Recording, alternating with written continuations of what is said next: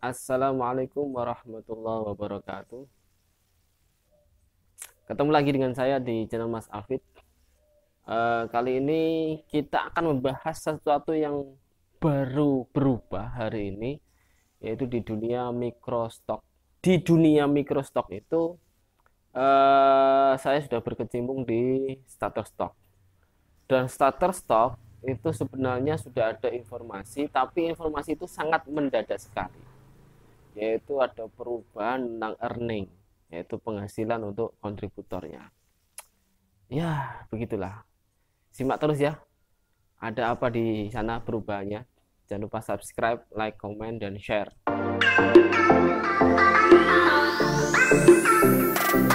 Ya, teman-teman microstocker dimanapun Anda berada, bagi Anda yang berkecimpung di dunia microstock, ya, terutama di starter stock, hari ini mulai kemarin tanggal 1 Juni 1 Juni hari ini itu sudah 1 Juninya sana, ini tanggal 2 di Amerika sana itu tanggal 1.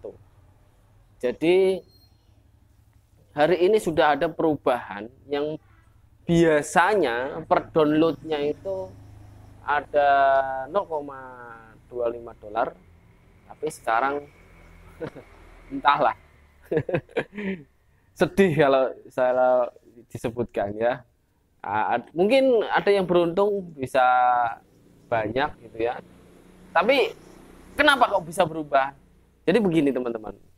Ada informasi di dunia starter stock itu ada perubahan pemimpinan, ya, pimpinan, kemudian ada perubahan sistem yang memang dirasa banyak masukan dari para customer yang mengeluh bahwa harganya terlalu mahal atau bagaimana. Tapi itu sebenarnya adalah hak cipta. Jadi hak cipta memang seharusnya begitu. Jadi tidak bisa main-main kalau di dunia hak cipta gitu ya. Tetapi untuk starter stock sendiri menginformasikan kepada kontributornya itu sangat mendadak. Tanggal 26 Mei itu baru dikabarkan bahwa nanti akan ada perubahan earning structure di microstock, yaitu starter stock. Nah, 26 ada informasi tanggal 1 Juninya itu sudah diaktifkan atau dimulai diterapkan. Nah, ini sangat mendadak sekali teman-teman. Kita tidak diperbolehkan untuk protes. Padahal sebenarnya tanggal 26, 27, 28, 29, 30 ada waktu 1 minggu. Sebenarnya kita bisa protes, tapi itu tidak bisa kita lakukan karena kesempatan untuk protes itu sangat tidak ada, hampir minim sekali. Untuk menggalang massa di seluruh dunia untuk protes, bahkan yang sudah ngasih tagar boykot starter stock itu juga percuma. Ya, mau gimana lagi? Kenapa sih kok pada protes? Jadi begini teman-teman. Di starter stock itu ada informasi bahwa akan ada perubahan earning structure. Struktur earning itu berubah mulai tanggal 1 Juni. Dimulai ada dua unsur yang paling dominan, yang paling banyak berpengaruh, yaitu di image sama video. Di image itu ada vektor, ilustrasi, dan ada foto. Ya, semua image itu berubah, royaltinya berubah. Bahkan di dunia footage atau video juga berubah, semuanya berubah. Yang tidak adalah referral, earning dari referral itu sendiri. Memang kecil kalau referral, tapi kalau jumlah referralnya banyak ya cukup lumayan lah. Nah, jadi tidak berubah di situ. Kalau referral per downloadnya itu 0,04 ya, 0,04 dolar per download dari setiap gambar dari setiap kontributor yang kita referralkan atau referensikan. Nah, kebetulan saya sendiri sudah punya 300 lebih kontributor referensi saya di seluruh dunia. Ya alhamdulillah sih. Nggak sengaja nggak tahu itu tiba-tiba sudah segitu. Hari ini setiap hari nambah dua terus begitu sampai hari ini. Ya mudah-mudahan semakin terus bertambah. Kalau ada 1.000 kontributor referral saya ya lumayan lah. Jadi intinya dulu para kontributor starter stock ini adalah memanfaatkan benar-benar bahwa ada suatu keuntungan besar di mana ketika kita berkecimpung di sini itu kita bisa passive income mulai dari upload stok gambar, video maupun dari referral. Karena apa? Setiap semakin banyak kita stok akan semakin besar keuntungan kita. Dan itu setiap bulan akan terus mengalir. Namun ini sangat berbeda, jadi sudah dipangkas habis-habisan. Kenapa? Karena aturan barunya adalah berubah, yaitu menjadi level dan setiap tahun akan di-reset. Semua kontributor akan di-reset seperti nol lagi. Wow. Saya juga agak habis pikir nanti. Semangatnya orang-orang dulu dengan saya, kalau saya sih sudah 2 tahun ya. Kalau yang dulu-dulu sudah mulai dari awal, waduh. Pasti down lah. Saya down aja down. Kenapa begini gitu ya? Tapi tidak masalah. Masih ada keran air dolar lagi di luaran sana, termasuk YouTube ini ya. Oke, kita teruskan lagi bahwa earning structure itu ada yang berupa ada 2, yaitu video dan image. Sudah untuk penjelasan lengkapnya sudah saya taruh di blog saya di microstockpick.com. Itu bisa dibaca detailnya dan pemikiran saya benar hari ini terbukti bahwa yang berubah adalah jumlah downloadnya. Jadi yang bisa meningkatkan kita untuk menjadi royaltinya lebih tinggi adalah seberapa besar minat konsumen untuk download di video kita atau di image kita. Semakin banyak maka kita akan naik level. Level 1 0 sampai 100 untuk di image, untuk di video 0 sampai 10. Nah, ini ada peluang sebenarnya. Peluangnya ada di video, di footage ya. Kalau di image ya kita harus benar-benar berpikir memanfaatkan situasi yang ada, trending hari ini, yang trending di negara manapun, kita harus riset benar-benar. Apapun vektor itu, ilustrator, foto, semuanya kita harus riset. Yang trending supaya apa? Banyak di-download. Ya. Tapi saingannya cukup ketat. Karena semua kontributor mempunyai pola pikir yang sama seperti saya mungkin ya. Kenapa? Karena ini sudah memaksa kita untuk benar-benar riset.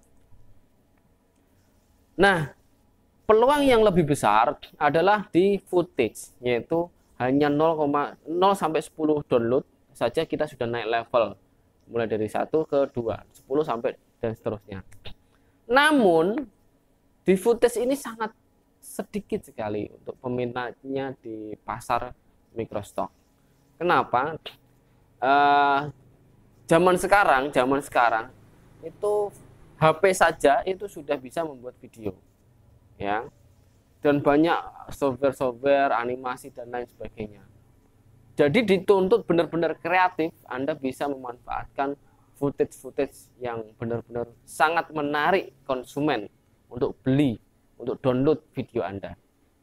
Nah, jadi triknya atau tipsnya adalah silakan buat footage yang benar-benar unik, tidak ada yang lain, dan itu berguna untuk movie, film, Hollywood, dan seterusnya. Pikirkan video Anda ini dikonsumsi oleh siapa, dan Anda harus buat seperti itu. Minimal 0 sampai 10 detik saja sudah bisa. Nah, ini peluang di situ. Tetapi kalau kita peluang di image, ini kalau tidak benar-benar hobi dalam bidang pergambaran, per dunia fotografi, perfektoran, waduh berat.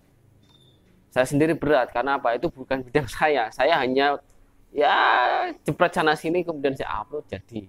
Hasilnya ada yang lumayan lah. Dan seperti saya aja yang tidak punya skill, tidak punya basic fotografi, tidak punya basic gambar, tidak punya basic vektor, itu aja masih ada yang laku di Shutterstock. Nah, kalau Anda punya basic itu, bisa menggambar, bisa memvektor, bisa mengilustrasi, melukis, dan seterusnya, termasuk Anda punya seni skill fotografi, wah, Anda sangat punya peluang sekali di Shutterstock. Kalau dulu, wah, Anda bisa cepat kaya. Tapi sekarang, walaupun sedikit di earning Shutterstock ini, kalau Anda memang hobi, ya tidak masalah sebenarnya. Karena hobi itu tidak, dolar itu nomor 2 lah ya. Yang penting adalah menyalurkan hobi. Nah, itu adalah hobi. Makanya di Shutterstock ini Anda harus punya hobi itu, karena kalau tidak punya hobi sering stres, down, dan kok nggak cepet-cepet payout gitu. Nah, itu yang sering saya rasakan ya. Jadi kalau Anda nggak punya hobi di situ, ya Anda akan kesulitan di sini. Jadi kalau punya hobi, payout nanti nomor 2 lah. Yang penting ini terus. Nah, gitu ya. Nah, jadi teman-teman, saatnya kita mulai merubah mindset. Saatnya kita mulai merubah mindset. Apa yang harus dirubah adalah bagaimana kita harus siap untuk memberikan apa yang dibutuhkan customer saat ini juga, detik ini juga, trending saat ini juga. Secepat itu dan secepat kilat kita harus berkarya. Nah, kenapa? Kalau kita nggak bisa seperti itu, nah kita akan lambat berkembang. Jadi kita harus cepat tanggap, membuat karya, menangkap peluang, trendingnya apa hari ini, customer dia membutuhkan apa, kita harus segera memberikan apa yang dibutuhkan customer. Ya. Kalau foto tinggal cepet apa yang dibutuhkan. Nah, sesuaikan dengan bidangnya masing-masing. Kalau otomotif, flora, fauna, dan seterusnya ya. Nah, yang di vektor silakan secepat mungkin. Kalau bisa sering riset lah. Riset sekali 2 kali, habis itu hajar habis-habisan sampai Anda puas untuk memberikan hasil karya Anda. Nah, paradigma yang kedua adalah mindset yang kedua adalah Anda harus bisa memberikan produk karya Anda dengan aset cepat habis dan aset long term ya. Aset saat ini dan aset long term. Long term adalah aset di mana produk Anda, produk karya digital Anda itu dibutuhkan setiap waktu dan sepanjang masa. Nah, ini yang harus kita pikirkan. Karena apa? Kalau tidak kita punya itu, aset itu, nanti kita akan misalnya trending hari ini apa, habis itu loyo, nggak ada pendapatan ya. Besoknya trending apa lagi, habis itu loyo lagi. Trending apa lagi, habis loyo lagi. Nah, itu yang kita rasakan kalau kita mengikuti trending terus. Jadi ada 2 yang harus kita garap. Yang pertama adalah aset trending dan aset long term. Aset trending yang trending hari ini apa, bulan ini apa, dan seterusnya. Dan yang long term adalah kita juga harus memikirkan apa sih yang long term yang dibutuhkan setiap waktu, setiap bulan, setiap masa, dan setiap tahun. Ya, setiap detik, yang semua yang dibutuhkan. Jadi itu yang harus kita garap. Kenapa? Kalau walaupun mungkin ya customernya tidak lebih banyak daripada yang trending, tetapi itu juga akan membantu mendongkrak dolar Anda ya. Jadi yang saya rasakan begitu.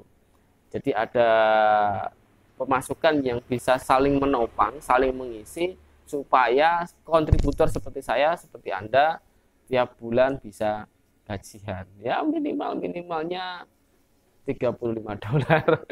Jadi di situ yang tidak berubah payout, minimum payout juga tidak berubah. Yang berubah hanya earning structure-nya saja. Minimum payout tetap sama ya. Anda bisa tentukan minimalnya $35. dolar. Kalau dirupiahkan ya sekitar 400 ribuan. Jadi itu, Anda harus punya minimum payout itu 400 ribuan atau 35 dolar. Ya bisa buat ngopi, bisa buat rokok lah ya. Teman-teman kita lembur. Syukur-syukur Anda sudah punya ribuan dolar, ratusan ribu dolar. Wah, lumayan, Anda juara. Oke. Jadi teman-teman, yang kita rubah saat ini adalah mindset ya. Mindset kita harus berubah. Bagaimana kita harus menangkap peluang, cepat tanggap, bikin karya sebanyak mungkin, dan yang kedua adalah segera ambil peluang, yaitu aset trending dan aset long term ya. Teman-teman tetap semangat. Kenapa? Kalau di luar sana mungkin pada boykot di Shutterstock, kalau kita ya apapun itu adalah perusahaan mereka dan kita nggak bisa ngapa-ngapain, kita nggak punya power untuk harus dihentikan, harus begini, nggak bisa, karena itu lapak mereka. Kita hanya numpang nitip barang lah ya, cara kalau bahasa Indonesianya konsinyasi gitu. Jadi kita nitip barang, ini ada foto saya di Shutterstock, nanti kalau terjual kita bagi hasil. Sayangnya kita bagi hasilnya di Shutterstock itu semakin menurun, yaitu 15% kalau level 1 ya. Level 2 sampai 6, wah, Anda bisa lihat sendiri di situ di dashboard Anda di Shutterstock sudah berubah, ada level 1 image dan level 1 footage atau video sudah berubah. Oke, itu dulu dari saya. Tetap semangat membuat stok, jadi cepat stoker karena Anda microstocker yang hebat dimanapun Anda berada di seluruh Indonesia. Salam semangat, salam bersatu microstocker Indonesia. Tetap sukses untuk Anda ya. Salam sukses dari saya. Assalamualaikum warahmatullahi wabarakatuh, dan jangan lupa subscribe channel saya.